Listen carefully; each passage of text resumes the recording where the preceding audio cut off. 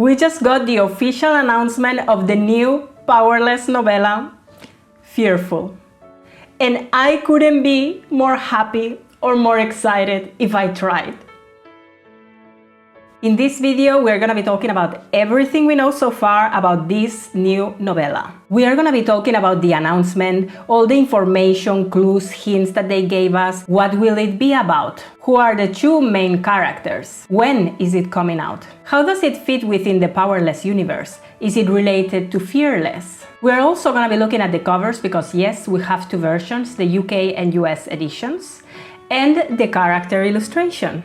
And of course, we are gonna be taking a look at the blurb, because yes, they also gave us the blurb. And I don't know what to do with myself after I read it. And we are going to theorize because I love thinking about what might potentially happen in future books. I love creating my own theories and I love making predictions. So yes, we are gonna do that. We are gonna go back to Fearless and we are gonna talk about every hint, every Easter egg that Lauren left behind for us to find regarding this novel. So we have some work to do, let's dive into it. Also, fair warning, this video will contain spoilers for Fearless, as the events on this upcoming novella will happen at the same time as the events in Fearless. So whatever I'm gonna be discussing here might spoil some things for you, so if you haven't read Fearless yet, you might want to save this until after you've read it, just in case. Let's start by looking at the announcement that was published by USA Today Entertainment. I will link this article below. Basically, it starts by telling us that Fearful will be a new companion novella for Fearless, which we already kind of expected. Fearless is the trilogy finale, but then we also have these side novellas that follow side characters, such as Powerful. Powerless had a companion novella, which is Powerful, and the events of both books happen at the same time. They are read in tandem. And Powerful follows the story of a side character that is very important to Powerless. So similarly, we are gonna have Fearful, which is a companion novella to Fearless. And it will happen also at the same time as the events in Fearless and will follow a side character, a very dear and beloved side character, I must say, at least for me, from Fearless, or well, from the whole trilogy. It seems these companion novellas follow the same pattern in terms of the naming. We have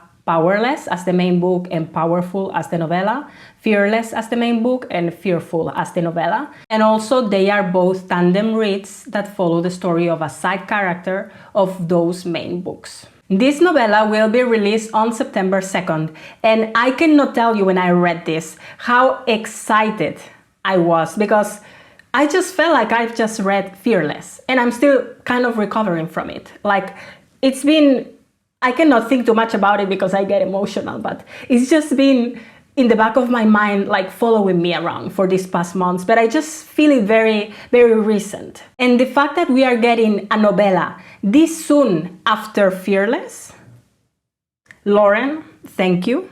And I fear we are not prepared for it. I am not.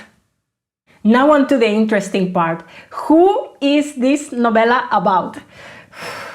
And if you've followed my channel or my videos, you know that I have created a video with all the theories of potential things that might happen in the Powerless universe, not necessarily for this novella, but in general. And I will link it here, so make sure to check it out because I am discussing everything in depth and with a lot of proof. But one of my favorite theories, one that I really hope for, is Kitt and Mara. And I thought I was being so delusional when I recorded that video. And this one might feel a bit far-fetched, but I also believe it. I also believe it and I will keep believing it because it also makes sense. And that is Kitt and Mara. Now you might tell me you are delusional, let Kitt go, let Kitt enjoy solitude and peace in the afterlife. I won't, and let me tell you why. So no, I couldn't let Kitt go, but I was right about it. I knew that this character had so much potential. From Powerless throughout the series, he has had such an interesting personality. We've seen him going through the motions. We've seen him dealing with grief, with loss, with betrayal, with love, with this newfound power and responsibility, with complicated family dynamics, with this sense of loneliness and responsibility that he carried and all the weight he put on his own shoulders, and these impossible expectations that his father had for him. So for me, Kitt's character was really interesting, and it just grew even more and more and more interesting the more I read about him. When we got his point of view in Reckless, I just didn't know where he could come from. I just didn't know how he was really dealing with these emotions, with the aftermath of Powerless. He started acting different in Reckless as a result of everything that happened in Powerless. And my heart broke for him in Reckless and also in Fearless, of course, but especially we started noticing the change in him and the way that he was dealing with things in Reckless. Then Lauren hit us with that intense plot twist in Reckless, and I just didn't know what to expect from him in Fearless. I didn't know his true motives. And while reading Fearless, you still couldn't figure him out. He had a strange behavior towards everyone. You didn't know whether he was mad at Kai, whether he was mad at Peyton, whether he had a hidden agenda. You didn't know, but you could sense some things here and there. And when everything was revealed towards the end of Fearless, oh my God, apart from breaking me, I just thought there were so many interesting things from his point of view that could have been further explained to us. So I am so happy that we're getting this novella and that it's happening at the same time as Fearless, so we are able to get his perspective on those moments where you didn't know what he was really thinking. Spoiler, Kitt dies. You've been warned before this video, and I'm sorry, but it says so also in the announcement and I have to talk about it. So Kitt dies. And one of the things that this novella is going to be exploring is Kitt's fear of dying and losing his loved ones. Hence the title Fearful. Now, we know that we are gonna get another point of view. Who is the other character? Who is the other point of view that will narrate this novella alongside Kitt? And if you don't remember Mara from Fearless, she is death. Death personified. You meet her first in the epilogue of Fearless. Or do you? Because she actually appears in many different occasions within this book, but one might not notice it until after reading the epilogue, because it's very subtle. But if you pay attention, you might have noticed this. If not, don't worry, I will cover it. As I mentioned, Mara is death personified. She appears for the first time in the epilogue of Fearless. Kitt describes her as this beautiful woman. She is the face of death who nobody meets before dying, but Kitt already had met her prior to his death. And they'd been having conversations prior to his death. That's what's implied during that epilogue. And that is further confirmed if we look at the blurb. Let's read it together. Mara never intended to set foot in Ilia again, but when the king makes a life-altering decision, her interest is piqued. And Death is determined to understand Kitt Azer's mind if he is destined to join her in the moors. Spending time with the king while observing the castle's inhabitants reminds Mara that there is more to life than just death. There is love, but even the purest of intentions spurs revenge and the pursuit of power. And fate will have its way with all of them, to live, to rule, to love, and most certainly, to die. Something else that this article tells us is that Fearful concludes the Powerless series. However, there is more to tell within the world. And you can see in Fearless that there's a new map and some new places. So there's definitely more to be said about the world. But as for these characters and this story, this is the conclusion as of right now. So we got the conclusion of Kai and Peyton's story in the trilogy. We got the conclusion of Mac and Adena's story in the novella Powerful Plus in the trilogy. And now we're gonna get the conclusion of Kitt's story. So this will be the end of the cycle for these characters. But there's more to tell about the world. And again, as I said, I made a video with all the theories of things that might potentially happen in this universe, outside of this main set of characters. And there are many theories on prequels, sequels, potential other novellas, so check it out. I don't know how this novella will play out. I don't know if we are going to suffer. I don't know if we are gonna feel sad and devastated and destroyed the same way we felt in Fearless or the same way we felt in Powerful. But Lauren did give us a little hint, and I'm holding on to that. I really hope that it's true. But she said that this novella is supposed to be fun. There's things in Fearless that you're supposed to be a little confused about, like you don't learn everything. So there definitely is more to the story, and I think this novella is really fun. I'm very excited for you all to read it, and I'm gonna stop talking before I spoil something. So I really hope that this gives us a nicer conclusion for Kitt's story, a deserving ending to his story and his character, and that perhaps he can find love after all in the afterlife. Perhaps there is some sort of conclusion for him that it's not completely devastating and completely wrong. And he can find some sort of peace, and he can make amends, he can perhaps redeem himself in a way, and as I said, find love with Mara in the afterlife. I would love that for him. So I'm not sure if we will get a happy ending, because if this goes as Powerful, the ending of Kitt and Mara's story would be the epilogue. So we would get whatever happens in between. Perhaps there is some sort of love story in there, but it might be that the ending is still the ending of the epilogue. And we all know how it ends. It ends with them separate. Mara is kind of angry at him for the fate he chose, and he is alone and at peace in the afterlife. Something like that. So at least she promised us a fun read. Let's see in a few months, when this book comes out, what kind of video I make. Now let's look at the cover, because in this article we also get the cover reveal for Fearful for the US version. But if you go to Waterstones, you will also find the UK version of the cover, which pretty much looks the same except it's white and has this different typeface, but that's the same for the rest of the books in this series. I am personally gonna get the UK edition because that's the one that I have for all the other books in this series, and I also think it's super beautiful. And it comes with the beautiful hardback with the beautiful foil in it, plus the character illustration, which we will also check in a second. So I'm guessing it will kind of look like Powerful, with the same white cover and same type of elements. And the end papers, and the cover art, and the foiling, and the quote.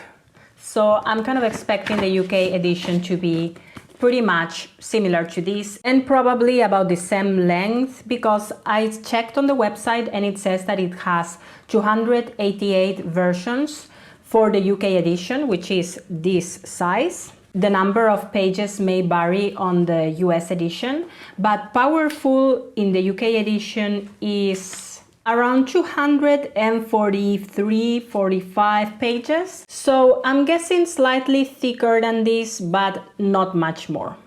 And if we look at the quote that usually comes at the back of these books, in the case of Fearful, it will be, "This soul is foolish enough to hope." About the cover, we also get some information. According to the article, it incorporates a few Easter eggs, hinting at past scenes in Fearless, and plot elements to come.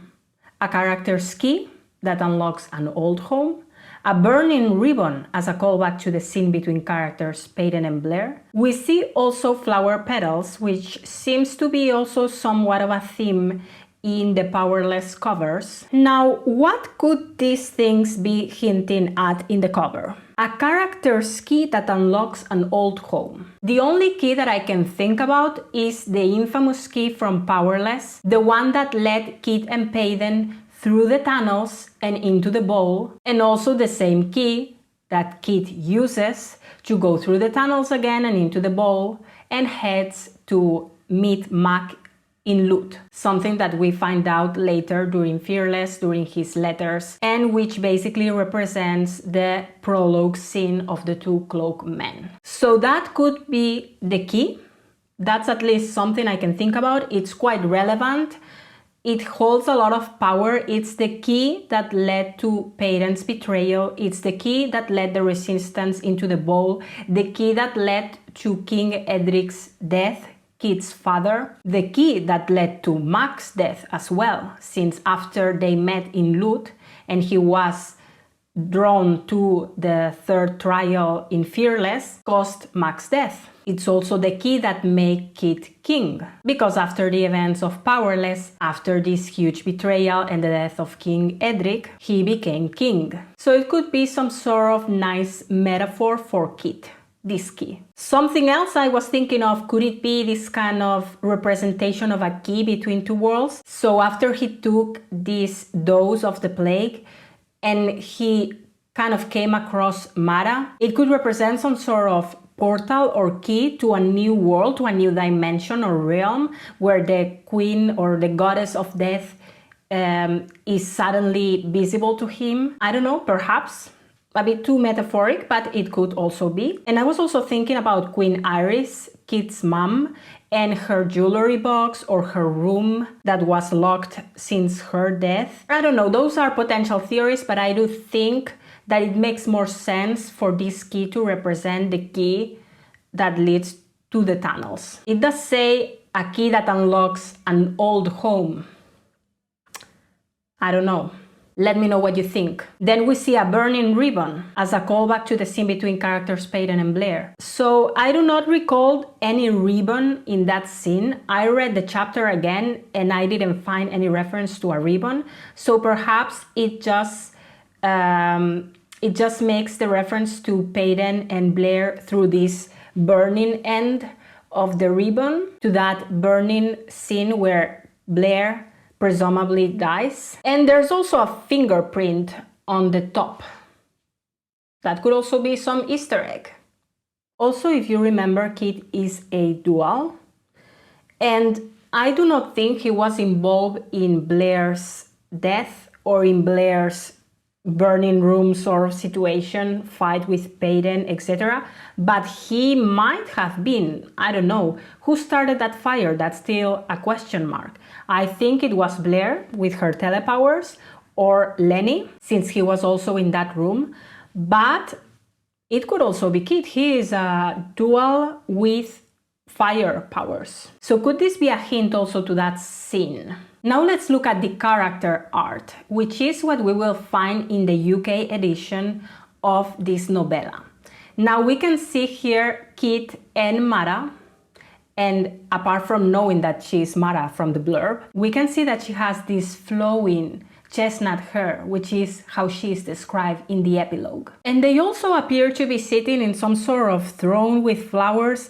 I kind of think, could this be perhaps even in Kitt's wedding to Peyton? She could be this phantom, this presence, this afterthought that he has. There are these elements in the top that kind of hint at like a dreamy sort of situation. So could this be this kind of in between, this veil between the real world and whatever other plane of existence in which Mara is located, within Kitt's mind or the real world? And we also see these pink roses, which are also the pink roses that appear in Fearless, and which are also the pink petals, or I assume those also are the pink petals in the Fearful cover, which are the chosen flowers in Kitt and Peyton's wedding, and they choose them because that's the flower that's found in Iris's jewelry box.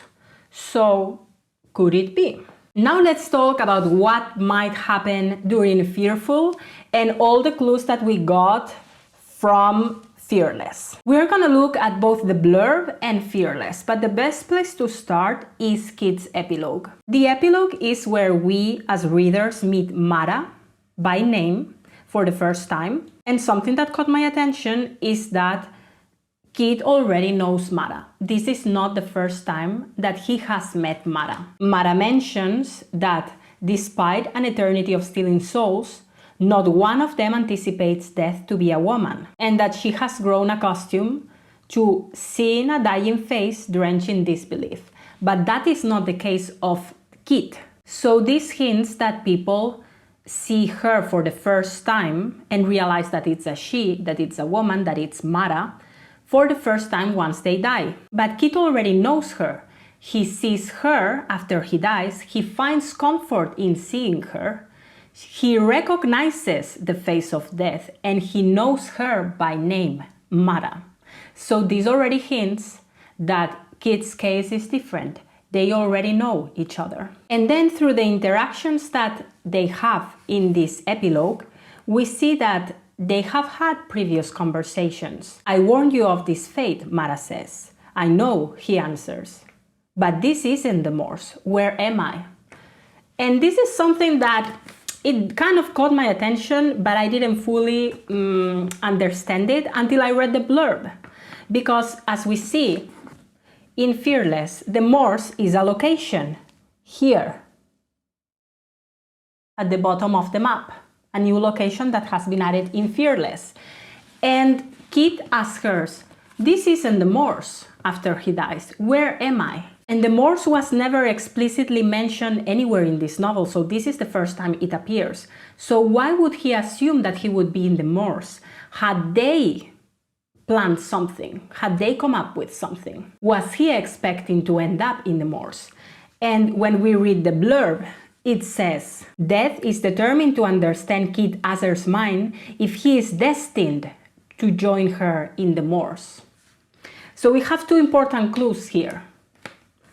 He's destined, there's fate involved, which also is something that appears in the epilogue. I warn you of this fate. This is your own doing. But also tells us that he was destined to be specifically in the Morse. So once he dies and he's not there, he's surprised. Why? This is your piece.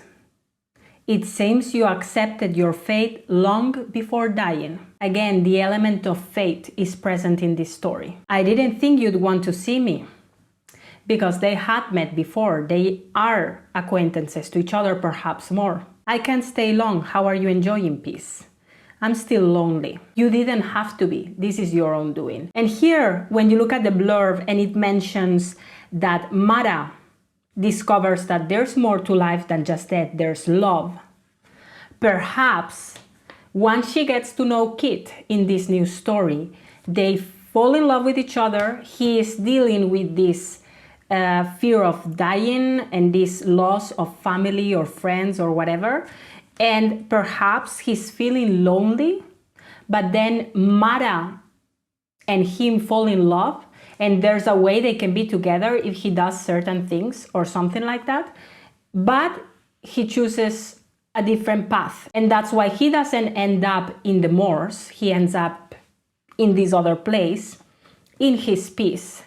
And that's why he thought that Mara wouldn't want to see him, because he has chosen a fate or a path that leads him away from her. And perhaps that is why she's kind of angry at him when he tells him, I'm still lonely, and she spits, you didn't have to be, this is your own doing. So I kind of see there has been something going on here, and there might have been a love story. And again, if the epilogue is the conclusion of also the novella, we already know they don't end up together. Please give us a happy ending for poor Kitt, please.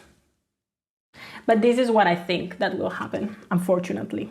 And this is it regarding the epilogue, but as I said, this is the first time that the reader is introduced to Mara, but perhaps it's not the first time that we've read or heard of her without us knowing so. For instance, in chapter 41, there's a scene in which Kai narrates, I hold my brother's gaze, but he doesn't seem to be looking at me. It is as though he has retreated into his mind. And then Kitt starts acting rather oddly. His unfocused gaze falls just over my shoulder. No, not yet, he mutters distantly. It's not time. I need the right time. I glance behind, finding nothing but open air. So this is the first time that I thought, is he delirious or a bit crazy from this play? Or perhaps he's talking to someone that only he can see. Mara, perhaps? Then the next interaction that Kitt potentially has with Mara is during chapter 67, when he's having this fight, or he's about to have the fight with Kai after Kitt's motives have been revealed. And basically Kitt tells Kai that he'll never stop choosing her until she's gone. And Kai replies, I'm not choosing between either of you. To which Kitt replies, you already have. And then this is the most interesting part. He shoves a shaky finger to the empty space beside Kai, and then he says, she told me. Who is she? This person, this she, that it's in that empty space beside Kai. And then Kai follows to narrate with, staring grimly at the indicated nothingness. Kai murmurs, you are sick, Kitt, let me help you. So when Kitt says, she told me, pointing a shaky finger to that indicated nothingness, there is someone there that only Kitt can see. Kai cannot spot that someone. Mara. And this interaction also gives us a hint that he and Mara are in cahoots, because she is feeding him this belief, this information that Kai will always choose Peyton before him, thus igniting this sort of anger from Kitt. So there is something there. And finally, during chapter 68, there's the last interaction, or the last time that we see something odd that could hint at Kitt potentially seeing Mara, which is when Kitt is drifting away and Kai narrates that there's a slight widening of his green eyes. They grow distant, pinned on a phantom beside me. Interesting choice of words, a phantom, as if hinting that there's some entity, some presence beside Kai that he cannot see, but Kitt does. He's staring at that phantom. And then the quiet words he aims over my shoulder aren't meant for me. I'll go gently for you. So he aims these words at that presumed phantom. And if you recall these words, I'll go gently for you, they are also mentioned in a similar way during the epilogue when Mara tells Kitt, I'll let you go gently. So I see a parallelism between these two sentences. I think there is something there. And also there is an interesting sentence in chapter 68 where it says, blood blossoms from beneath his body. It stains his hair, turning the tips of each blonde strand into a delicate crown, as though death himself has placed it upon his brow. So could it be that Mara has placed this crown, they say himself because we don't know, people don't know that she is a she. Could it be something symbolic that Mara has placed this crown upon Kitt's head when he's dying, as a symbol of their love, as a symbol of their friendship, their agreement? Perhaps he was supposed to reign with her. He's a king. Perhaps he's a king of something else.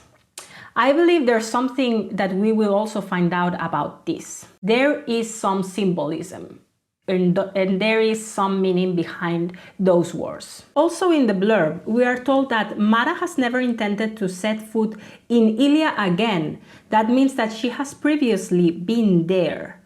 Why though? This also gives her some sort of backstory. Perhaps she was involved somehow with previous kings. Perhaps she was involved in Queen Iris's death. Perhaps she was involved somewhat with the plague.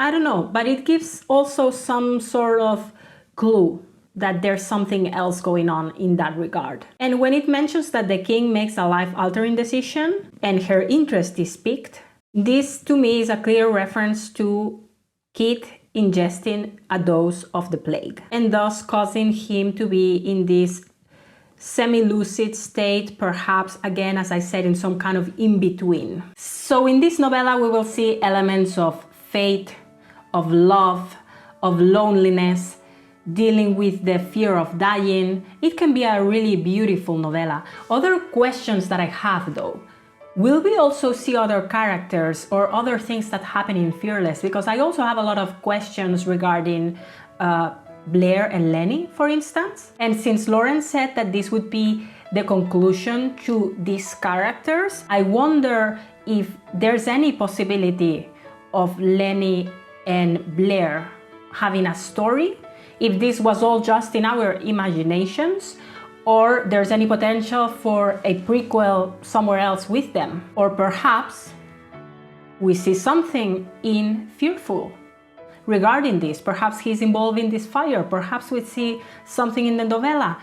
Likely, I'm not sure, because such a short novella might be too much of a stretch, perhaps, to include also other stories, but you never know. So I believe this is it. I think I've covered everything that I wanted to talk about in this video. I cannot think of anything else. If anything else comes up, do not worry, I will be sharing it here. But I will for sure be here in September reviewing Fearful. I'm praying that we are not here crying in September together in the comments. And I've also made a few other videos on the Powerless trilogy, which you can find in my channel. And let's keep the discussion going also in the comments. I would love to hear what are your theories for Fearful. This is all for this video. Thanks for watching, and I'll see you in the next one.